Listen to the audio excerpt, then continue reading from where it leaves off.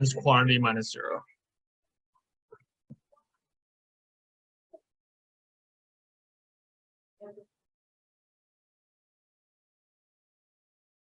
So a company can produce still, even if like if a company is losing money, they will still produce in the short run if they are meeting all variable costs. So like, for example, if they are covering employee wages, they will still operate even if they were losing money. However, in long run, they will shut down if they are losing money, even while meeting fixed variable costs. So that's a very important point. They can keep operating in the short run if they're meeting wages, but in the long run, they will just shut down if they're making a loss. So in this case, they maximize profits / minimize losses when marginal revenue equals marginal cost. So marginal revenue, in this case 81, marginal cost 80, they are basically equal. So yeah, like you can go into an accounting place, like you can go into a business and figure out when marginal revenue equals marginal cost, and then tell them that they have to produce at 6. So producing here is the best thing. So you can tell this business to produce here because they'll maximize profit / minimize loss.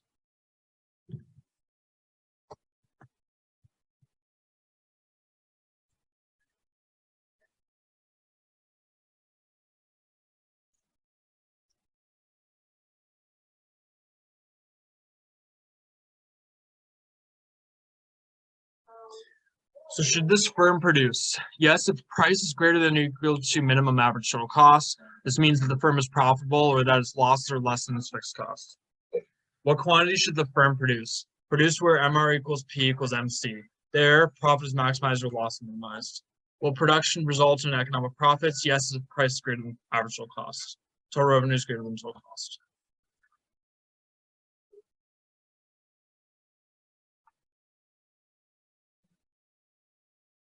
So in this case, if an industry is facing losses due to high fixed costs, shutting down in the short run could happen. So they do this based on the market price. So oil companies can do this. Oil companies do this a lot. So let's say the price of oil goes down and they are making a loss. The company is making a loss. The company may shut down in the short run until the oil price goes up to a point where they would be making a profit if they open back up. So they do this. They shut down an oil rig if the market price is too low, and then they start it back up again when the market price goes up to long run now. So long run, there's easy entry and exit. So companies can leave the market a lot easier in the long run because all costs are variable. So fixed costs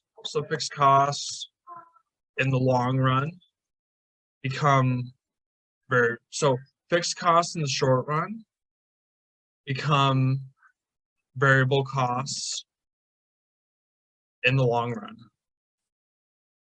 because companies have more choices. So like the cost of a factory is fixed in the short run, but variable in the long run. And then identical costs. All firms in the industry have identical costs in the long run. An entry and exit does not affect resource prices.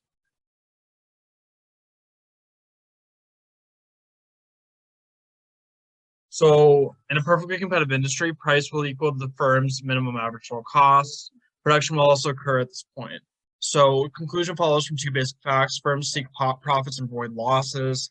And under perfect competition, firms are free to enter and leave the industry.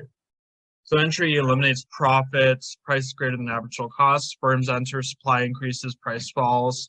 And then the flip side, exit eliminates losses, price less than average total cost, firms exit, supply decreases, price rises.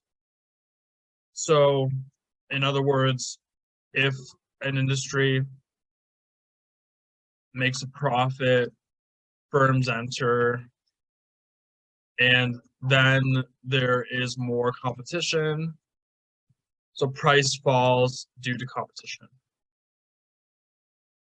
And then when an industry makes a loss, firms exit, and then there is less competition.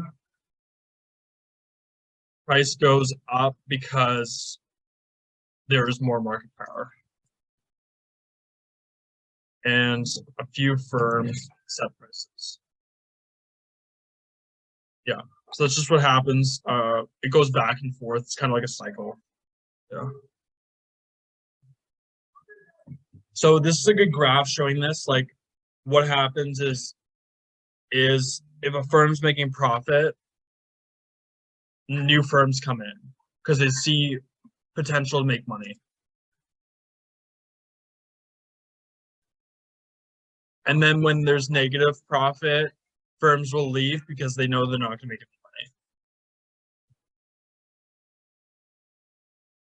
So constant cost industry, entry/exit does not affect long run average total cost.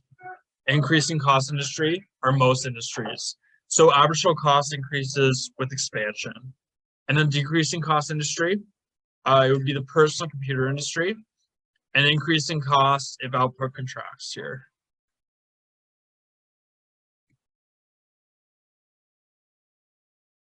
So like with this industry, no one enters or exits here. With this industry, average total cost goes up over time as you produce more. In this industry, average total cost goes down over time as you produce more. So the personal computers would fit this. So the price of the personal computer goes down when there's more produced. And then, so productive efficiency here is when goods are produced in the least costly way, and we produce where price equals minimum average total cost. So this is where it's efficient but not equal. And then allocative efficiency is when it's efficient and equal. So this is where you want to be. So both are efficient. This is better. So allocative efficiency is better because we have more equality. So like that's better because we are efficient while being equal. P equals marginal cost. But the problem with productive efficiency is like we have efficiency, but there is a lot of inequality. So government's job is to get us to allocate efficiency.